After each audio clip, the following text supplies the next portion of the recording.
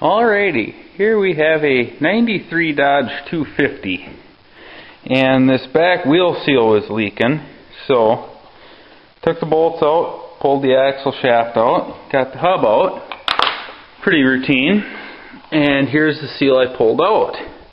Well, the seal did not look bad. It looked pretty new actually, so that seemed a little odd. And I started to inspect the hub here, and I noticed right there, if I can get the camera to pick it up, there's a big gouge in it. It looks to me like the last person who was in here and changed this to get the old seal out, they took a flat-headed screwdriver and pounded it in between the hub and the seal to pop the seal out. Well, the problem is, now we got this big flathead screwdriver shaped gouge, so even though I have a nice brand new seal here, it's still going to end up leaking out around the seal. So we're going to cheat a little bit here to save this hub and get the old silicone and just put a light bead of silicone around the outside of the seal to hopefully kind of seal it in over where that gouge is. Because otherwise there's no other way of fixing it other than get a new hub. But moving on from there, it also had a little transmission problem. Wouldn't take first or second gear unless you were rolling. I don't have the tranny cover here anymore because it's at the tranny shop. But what happened is the first second shift fork, which goes right in the center on the big one, was broken half. So it was only trying to shift on one side. Well, it don't shift real well when you're only pushing on one side of it, but that's why you had to be rolling, because then it would be turning and it'd work itself in. But anyway, that's where I'm at. I got bored with my other two, so, well, other three. Had to add a fourth one. Alright, now, if you don't have all the proper tools, like me, I've been meaning to get a seal driver kit, I just haven't yet. You just take your old seal that you take out and you use that as your seal driver, and you can use that one to drive your new one in carefully and evenly.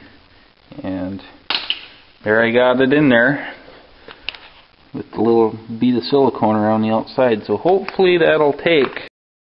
Alright, now the other half of this equation is the axle tube. You can see it's got a nice ring wore in it right there where the seal rides. And it is pretty substantial. There's also some minor pitting around there too, so that's another reason why I suspect that didn't take. I don't know how well the camera will pick that up, but that's a pretty good groove.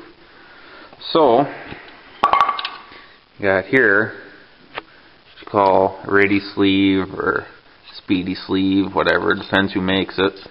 Basically, it's just a thin, like 3/1000 thick ring that you take and drive over the axle tube, and then it gives the seal a fresh surface to ride on. It's a 2 7/8 inch axle tube. Here's the part number for it, 99287. Took me a little bit to find it because they don't really list it in the auto parts store's parts book as being as for this purpose. Well, they come with this driver cap here to drive it onto a shaft, but that's kind of useless in this situation.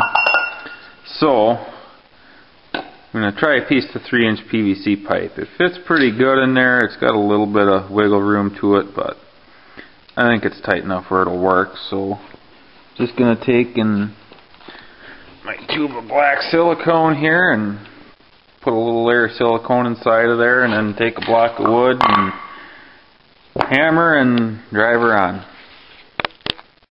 One more note, there's a line right here where this has got a score line in it. That'll be important in a little bit. Alright, now you can see I got it started on there, but we got a little ways to go. But we're about to hit the shoulder of the axle tube where it gets bigger. So where I pointed out that score line, we're going to take and kind of cut this rim with some snips, and then it'll tear off that bell-shaped chunk so we can get it driven on there all the way. Alright, I got it cut with my snips here. and carefully started prying them up, and you just kind of got to work your way around and she'll tear off of there. Alright, I got the ring tore off just by wrapping it up around the nose of the needle nose pliers.